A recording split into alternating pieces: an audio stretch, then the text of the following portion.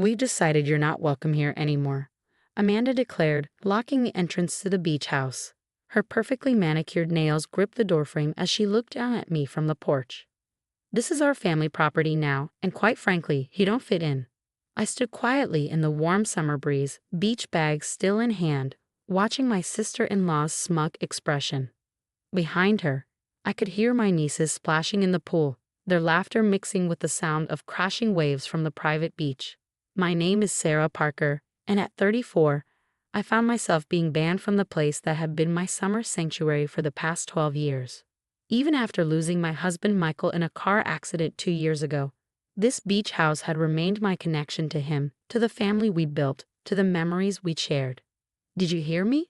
Amanda's voice sharpened with irritation at my silence. "You need to leave. Now." I adjusted my sunglasses, maintaining my composure. "Of course, Amanda, I understand completely." My calm response seemed to throw her off balance. She'd clearly been expecting a fight. "Well, good," she stuttered, clearly disappointed by my lack of resistance. "And don't try calling Dad about this. He agrees it's time for you to move on. You're not really family anymore, are you?" That last bar was meant to hurt, but I simply nodded and turned away, walking back to my car with measured steps. Behind me, I heard the door slam shut with unnecessary force. As I drove away from the beautiful Victorian beach house, my mind drifted back to the conversation I'd had with Eleanor, my mother-in-law, just weeks before she passed away 6 months ago. "Sarah, darling," she'd said, holding my hand in her hospital room, "I need you to promise me something." "Anything, Mom," I'd replied, still calling her Mom, even though Michael was gone. She'd been more of a mother to me than my own had ever been. "Promise me you'll be patient. Amanda, she's always been difficult, but she's about to learn some hard lessons. I need you to handle things with grace when the time comes." I hadn't understood then what she meant, but I promised anyway. Eleanor had always been wise, seeing things others missed. She'd welcomed me into the family with open arms 15 years ago, despite Amanda's immediate hostility toward her brother's gold-digging wife. Now, as I drove home, my phone buzzed repeatedly with messages from various family members. Amanda had apparently wasted no time spreading the news of my exile from the beach house. "How dare you make a scene?" I hadn't. Amanda's children were traumatized. They were happily swimming. "You should be ashamed." I wasn't. I silenced my phone and focused on driving, remembering Eleanor's last knowing smile and the envelope her lawyer had given me after the funeral. The envelope I hadn't opened yet, following her explicit instructions to wait until Amanda makes her move.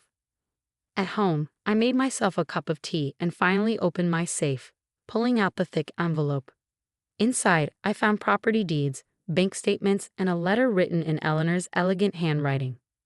"My dearest Sarah, if you're reading this, it means Amanda has finally shown her true colors regarding the beach house. What she doesn't know, what none of them know, is that Michael and I had the property transferred to your name 5 years ago. The beach house is yours, my darling girl, along with the trust fund that maintains it. I love all my children, but I've watched how Amanda has treated you, how she's tried to push you out of the family since the day you married Michael. Even after his death, you've shown nothing but grace and patience. You are more my daughter than she ever tried to be. The prop." I smiled, picturing Amanda's face when she realized who really owned her precious family property. But for now, I would wait patiently, just as Eleanor had taught me. After all, some lessons are best learned in the summer. The notification was delivered on a sunny Tuesday morning, exactly 3 weeks after Amanda had banned me from the beach house.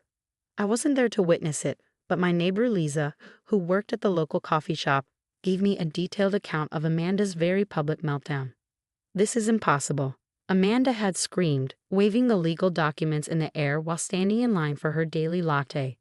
"This has to be fake. That gold digger forged these papers." I spent that morning tending to my garden, pulling weeds and planting new flowers, just as Eleanor had taught me. "Gardens are like families," she used to say. "Sometimes you have to remove what's toxic to let the beautiful things grow." My phone started ringing around noon. First came the angry text from Amanda. "You manipulative witch. How dare you fake property documents? I'm calling the police." Then came the call from my father-in-law, Robert. "Sarah, what's going on?" "Amanda's hysterical about some legal papers regarding the beach house." I took a deep breath. The papers aren't fake, Robert. Eleanor and Michael transferred the property to me 5 years ago. She left instructions with her lawyer to reveal this only if Amanda tried to force me out. The silence on the other end was deafening. Finally, Robert spoke, his voice heavy with realization. She knew. Eleanor knew exactly what Amanda would do once she was gone. Yes, I replied simply. She did. The next few days brought a parade of reactions from family members. Some were furious, believing Amanda's claims that I had somehow tricked Eleanor. Others, who had witnessed Amanda's behavior over the years, reached out with quiet support. My sister-in-law, Kate, Amanda's younger sister, called with laughter in her voice. "Oh my God, Mom was brilliant. Amanda's been ranting for hours about how she's already hired contractors to gut the house. She even bragged about throwing away your and Michael's wedding photo album that was stored in the library."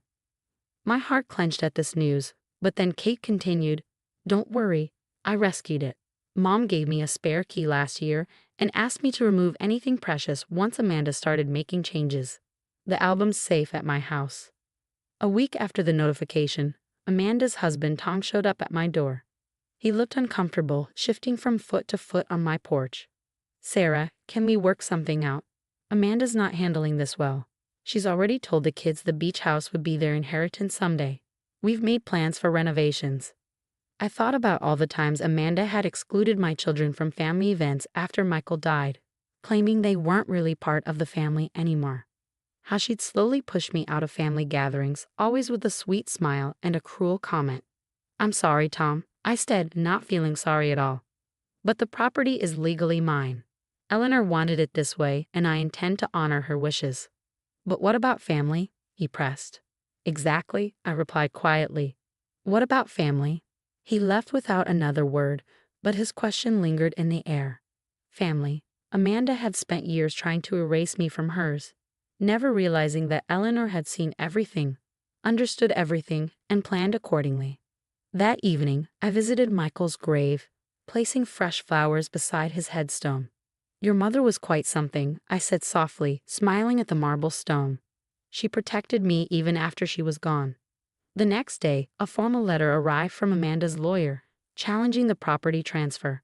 I forwarded it to Eleanor's lawyer, who responded with years of meticulously kept records, including videos of Eleanor explicitly stating her wishes regarding the beach house.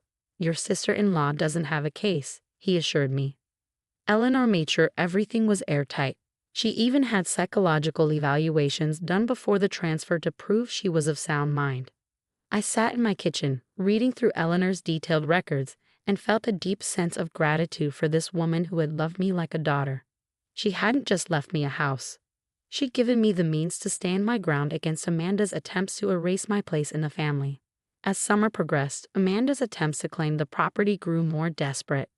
She tried appealing to other family members, spreading rumors about me, and even attempted to access the house illegally, only to find the locks had been changed. But I remained calm, just as Eleanor had asked.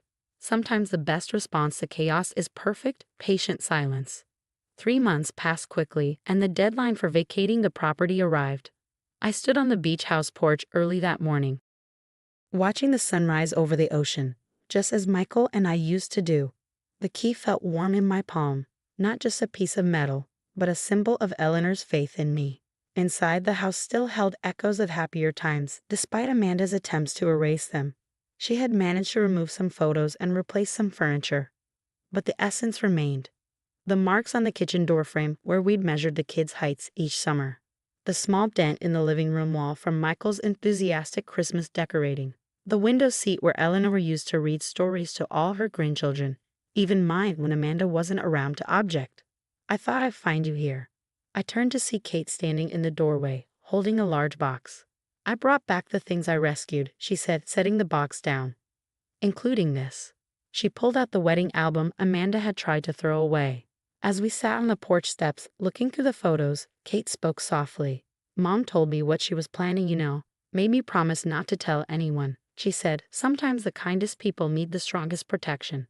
Around noon, Amanda arrived with Tom and their children. Her face was tight with anger as she supervised the removal of their belongings.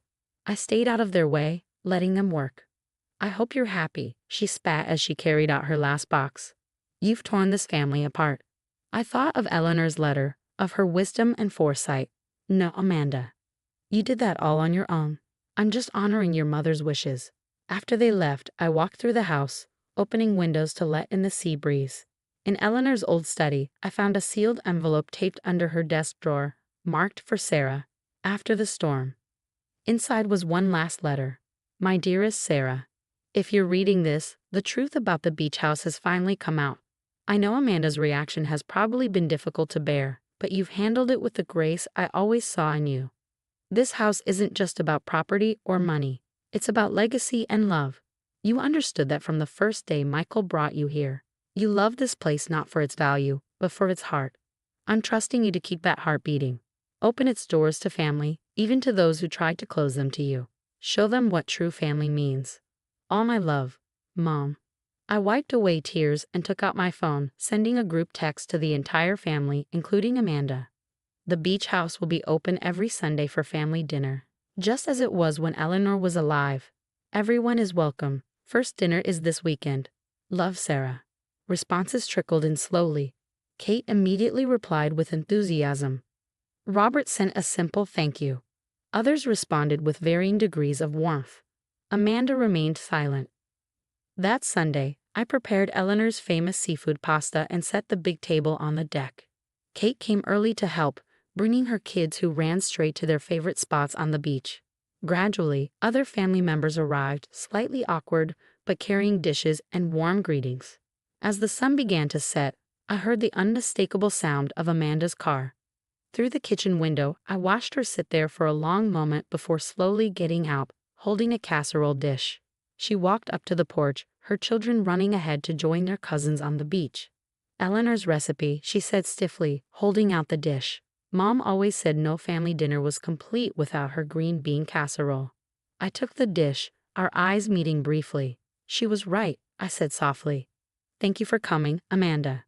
It wasn't forgiveness, not yet.